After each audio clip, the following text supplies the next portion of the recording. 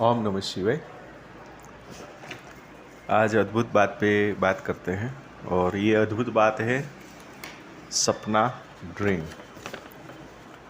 पता नहीं क्यों हम अन्य जीव के बारे में तो बात नहीं कर सकते, पर मनुष्य के बारे में तो ज़रूर से बात कर सकते हैं कि जब से मनुष्य का इस धरती के ऊपर जन्म होता है वहाँ से लेकर मृत्यु तक वो सपना ज़रूर देखता है। अभी आज उसकी साइकोलॉजी पे ही बात करेंगे। सपने जो है अगर देखा जाए तो किन किन चीज़ के आते हैं। तो पहला है धन का सपना, साम्राज्य का सपना, शक्ति के सपने। जनरली देखा जाए तो ये तीन चीज़ के ऊपर ही कैटेगराइज कर सकते हैं हम लोग, जिसके सपने में हम पूरी ज़िंदगी रहते। वो ये तीन ऐसे देखा जाए तो तीन एक दूसरे के साथ रिलेवेंट भी है, पर कौन किसके अंदर ज़्यादा ध्यान देता है उसके ऊपर ज़्यादा डिपेंड करता है।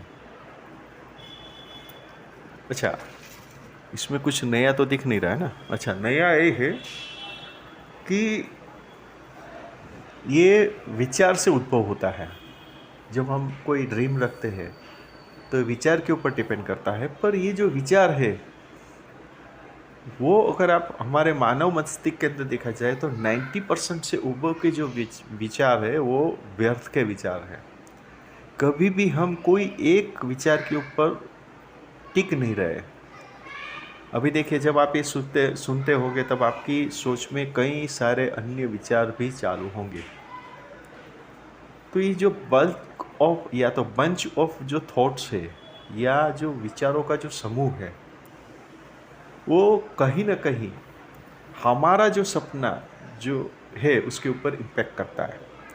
वो उस सपने को ऊर्जा देने की जगह पे अन्य जो व्यर्थ के विचार है उसके ऊपर उसका जो ऊर्जा है वो स्पेंड हो जाती है, खर्च हो जाती है।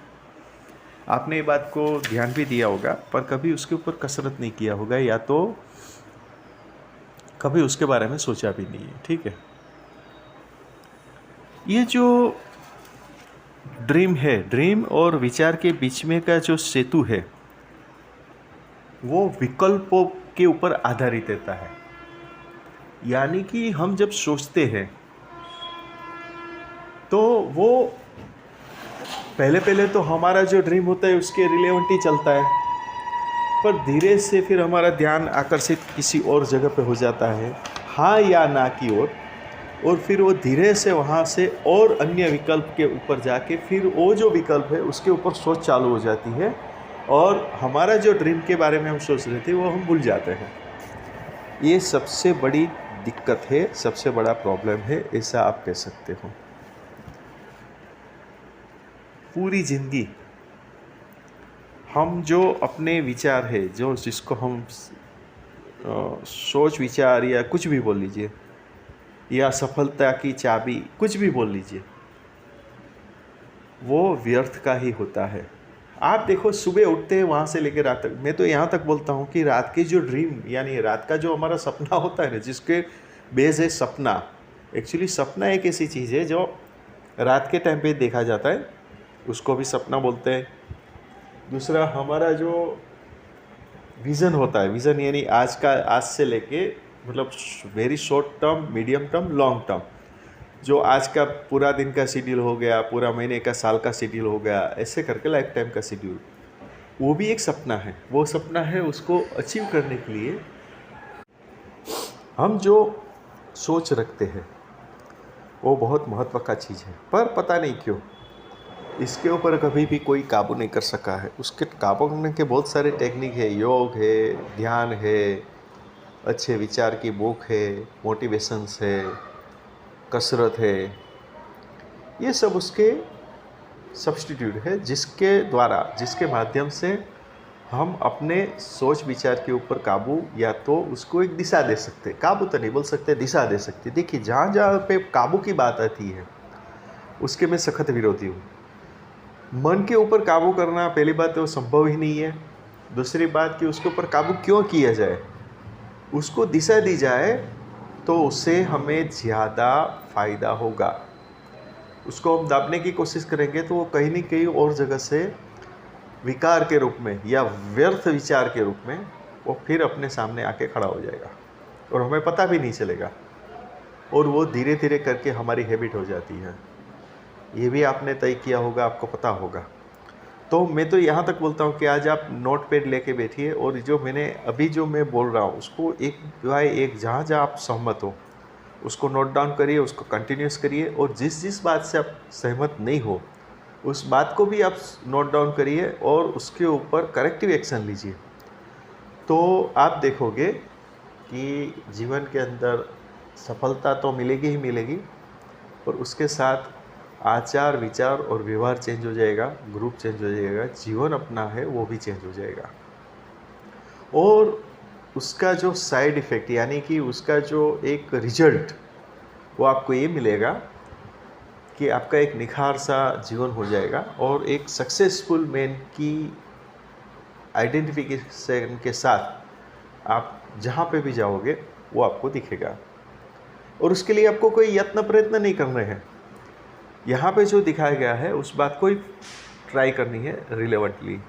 यानी कि सपोज करिए, एक्चुअली ये छोटा एग्जांपल है, सपोज करिए कि हमें कहाँ जाना है वो हमें तय होता है कि जैसे सुबह उठे, फ्रेश हुए, उसके बाद तय किया कि हमें बिज़नेस में जाना है या जॉब पे जाना है, तो जॉब वाले जॉब में चले जाएंगे, बिज़नेस वाले बिज़नेस में आके बैठ जाएंगे। तो डिसाइड था तो हुआ ना। एकदम छोटा सा एग्जांपल है, पर वो सोच में भी ध्यान में रखना पड़ेगा। अगर उस बात को हम ध्यान में रखते हैं तो डेफिनेटली पॉसिबल है, वरना क्या हो जाएगा कि आप घर से निकले, ऑफिस में जाना था और कहीं और चले गए, तो it's a wasting of time जो हम पूरी ज़िंदगी करते हैं।